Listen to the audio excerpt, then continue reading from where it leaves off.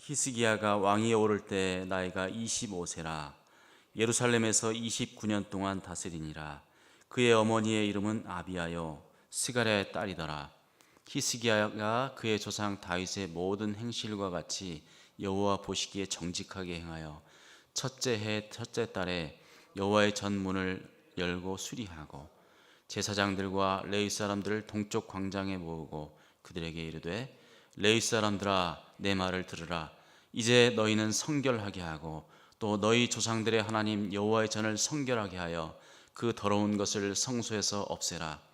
우리 조상들이 범죄하여 우리 하나님 여호와 보시기에 악을 행하여 하나님을 버리고 얼굴을 돌려 여호와의 성소를 등지고 또 낭실문을 닫으며 등불을 끄고 성소에서 분향하지 아니하며 이스라엘의 하나님께 번제를 드리지 아니하므로 여호와께서 유다와 예루살렘에 진노하시고 내버리사 두려움과 놀람과 비웃음거리가 되게 하신 것을 너희가 똑똑히 보는 바라. 이로 말미암아 우리의 조상들이 칼에 엎드러지며 우리의 자녀와 아내들이 사로잡혔느니라. 이제 이스라엘 하나님 여호와와 더불어 언약을 세워 그 맹렬한 노를 우리에게서 떠나게 할 마음이 내게 있노니 내 아들들아 이제는 게으르지 말라. 여호와께서 이미 너희를 택하사 그 앞에 서서 수종들어 그를 섬기며 분향하게 하셨느니라.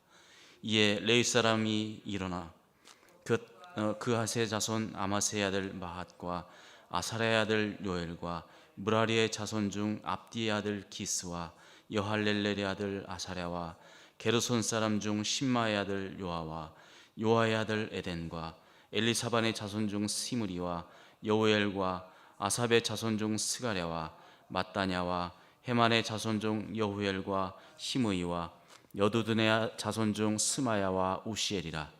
그들이 그들의 형제들을 모아 성결하게 하고 들어가서 왕이 여호와의 말씀대로 명령한 것을 따라 여호와의 전을 깨끗하게 할세. 제사장들도 여호와의 전 안에 들어가서 깨끗하게 하여 여호와의 전에 있는 모든 더러운 것을 끌어내어 여호와의 전 뜰에 이름에 레위 사람들이 받아 바깥 기드론 시내로 가져갔더라.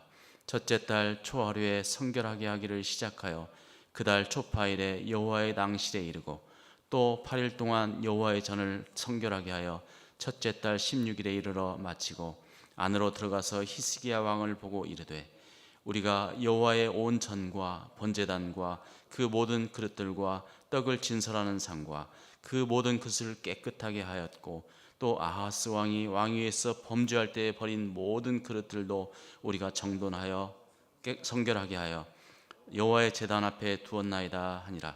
히스기야 왕이 일찍 일어나 성읍의 귀인들을 모아 여호와의 전에 올라가서 수송아지 7마리와 수양 7마리와 어린 양 7마리와 수렴소 7마리를 끌어다가 나라와 성소와 유다를 위하여 속죄 제물로 삼고 아론의 자손 제사장들을 명령하여 여호와의 제단에 드리게 하니 이에 수소를 잡음에 제사장들이 그 피를 받아 제단에 뿌리고 또 수양들을 잡음에 그 피를 제단에 뿌리고 또 어린 양들을 잡음에 그 피를 제단에 뿌리고 이에 속죄 제물로 드릴 수렴소들을 왕과 회중 앞으로 끌어오매 그들이 그 위에 안수하고 제사장들이 잡아 그 피를 속죄제로 삼아 제단에 드려 온 이스라엘을 위하여 속죄하니 이는 왕이 명령하여 온 이스라엘을 위하여 번제와 속죄제를 드리게 하였음이더라.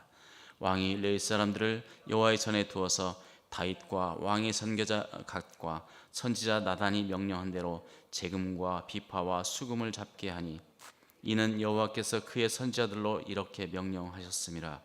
레위 사람은 다윗의 악기를 잡고 제사장은 나팔을 잡고 섬에 히스기야가 명령하여 번제를 제단에 드릴세 번제 드리기를 시작하는 동시에 여호와의 시로 노래하고 나팔을 불며 이스라엘 왕 다윗의 악기를 울리고 온 회중이 경배하며 노래하는 자들은 노래하고 나팔 부는 자들은 나팔을 불어 번제를 마치기까지 이르니라. 제사를 드리기를 마침에 왕과 그와 함께 있는 자들이 다 엎드려 경배하니라. 히스기야 왕이 귀인들과 더불어 레위 사람들을 명령하여 다윗과 선견자 아삽의 시로 여호와를 찬송하게 하며 그들이 즐거움으로 찬송하고 몸을 굽혀 예배하니라. 자, 오늘 본문을 보면 히스기야 왕이 25살에 왕이 올라서 종교 개혁을 합니다. 이 성경을 보면 히스기야가 그의 조상 다윗의 모든 행실과 같이 여호와 보시기에 정직하게 행했다 이렇게 증거하고 있습니다. 구약의 왕들을 보면 크게 두 가지 길을 갔습니다. 하나는 다윗의 길을 갔다. 또 하나는 여로보암의 길을 갔다라고 하고 있어요. 그런데 이 히스기야는 다윗의 길을 향해서 모든 정직한 일을 했다는 것입니다. 그것도 여호와 보시기에 정직하게 행했다는 것이에요. 그러면서 이 히스기야가 그 젊은 나이에 왕이 되어서 이제 종교 개혁을 일종의 종교 개혁을 하고 있는 그런 장면입니다. 자, 그런데 그 당시 히스기야가 왕위를 갖고 그 나라를 살펴보니까 그 나라의 상태가 어떠했냐면 그 8절 9절에 보면 나옵니다. 여호와께서 유다와 예루살렘에 진노하셨어요. 그리고 내버리셨다는 것이에요. 내버리셨는데 어떻게 내버리셨느냐 하면 이 놀람과 두려움과 놀람과 비웃음거리가 되게 하셨다는 거예요. 이 원문을 보면 이 두려움과 놀람 가운데 내버려 두셨고 또 비웃음거리가 되게 하셨다는 것이에요. 놀람과 두려움이 가득하게 했다는 것이에요. 비웃음거리가 됐다고 하는 것은 다른 사람들이 봤을 때 그냥 남들이 이렇게 봐도 그냥 알만한 정도로 그렇게 비참한 상태가 된 것이에요. 이것도 자신들도 아주 똑똑히 알았다는 것이에요. 그래서 너희가 똑똑히 보는 바라 이렇게 선언을 하고 있습니다. 이로 말미암아서 우리의 조상들이 칼에 엎드러지고 우리의 자녀와 아내들이 사로잡혔다 이렇게 얘기하고 있어요. 너무나 공포스러운 일이 생기고 너무나 문제가 꼬여도 아주 복잡하게 꼬여서 도무지 해결의 기미가 보이지 않는 그런 상태를 얘기하는 거죠. 그래서 전혀 예기치 못한 사건 사고들이 계속 생기는 거예요. 정말 이 세상 사람들이 말하는 것처럼 재수의 원 붙은 것처럼 정말 되는 일도 하나도 없고 어려움이 계속 쌓이는 거예요. 그것이 남들이 봤을 때에도 이웃들이 봤을 때에도 이건 도무지 아주 비웃음거리가 되는 하나님의 사람들이라고 하는 사람들이 저렇게 비참하게 사느냐, 저런 하나님이라면 난 믿지 않겠다 그렇게 할 정도로 그런 비웃음을 살 정도로 그런 비참한 상황이 됐다는 것이에요. 요즘 우리 한국교회가 어떻습니까? 우리 자신들이 어때요?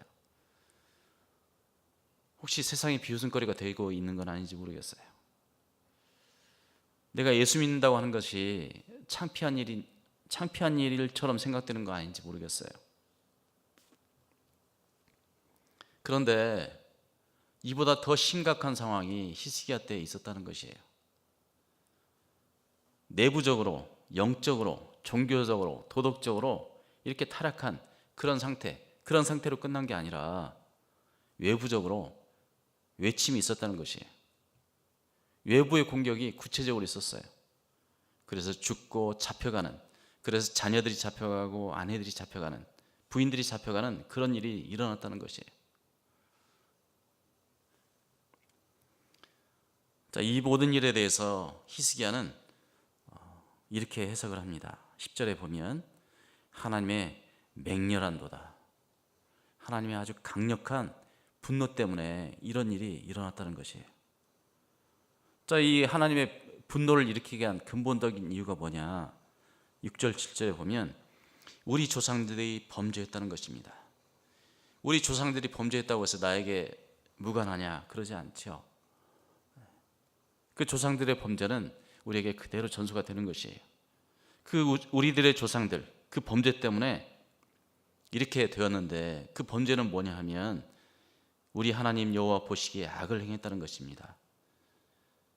그건 뭐냐 하면 하나님을 버렸다는 것이에요. 하나님을 쓰레기 버리듯이 버려버렸다는 것이에요. 아주 우습게 생각했다는 거예요. 얼굴을 돌려서 여호와의 성소를 등졌다는 것이에요.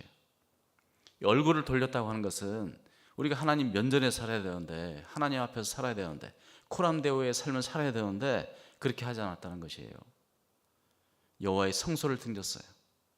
또 낭실문, 이 앞에 문을 그냥 닫아버렸어요. 막아버렸어요.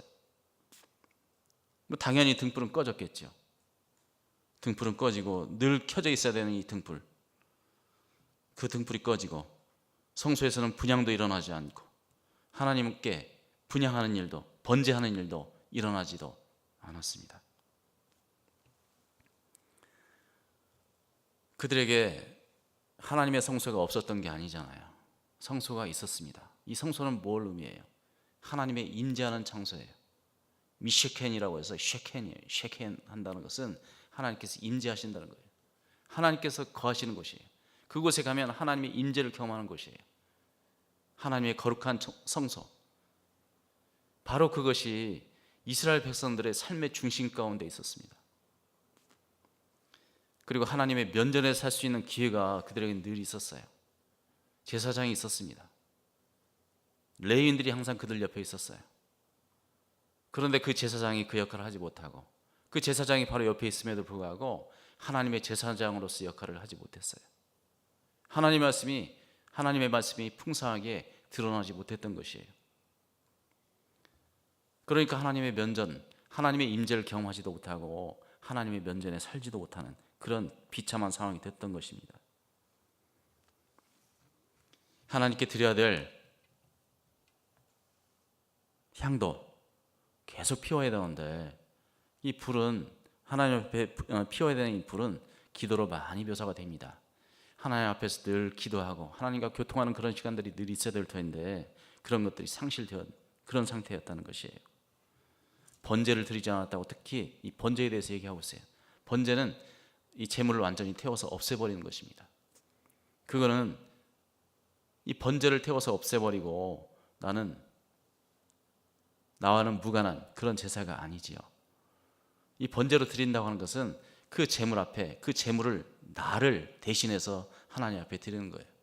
내가 하나님 앞에서 내 모든 것을 태워서 없애버리겠다는 그런 의식이에요. 그런 제사예요. 하나님께 번제를 드린다고 하는 것은 나의 모든 것을 다 드린다는 거예요. 그런데 그게 없었어요. 헌신이 없었던 것이에요. 아버지 앞에 다 드리는 것이 없었던 거예요. 적당히 타협하면서 적당히 살아간 그런 모습이죠.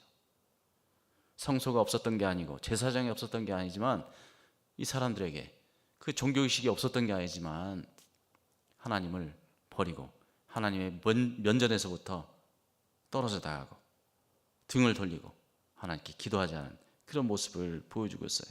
바로 이러한 모습들 때문에 지금 이 시대보다도 더 심각한 그런 상태가 되었던 것입니다.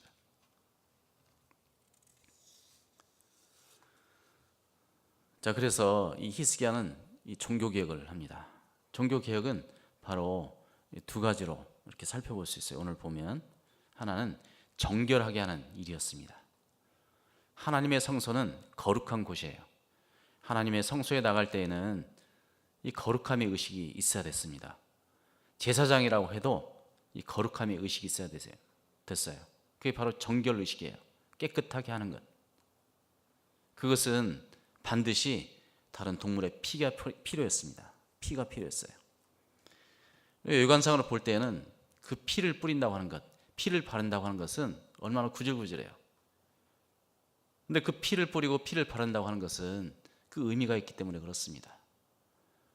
그 당시 제사장이라고 해도 지금 우리 가르치는 자들이라고 해도 지도자들이라고 해도 교회 지도자들이라고 해도 완벽하지 않아요. 그 당시에도 마찬가지였어요. 이 제사장이라고 세웠어도 완벽하지 않아요. 죄가 있어요. 허물이 있어요. 연약함이 있어요.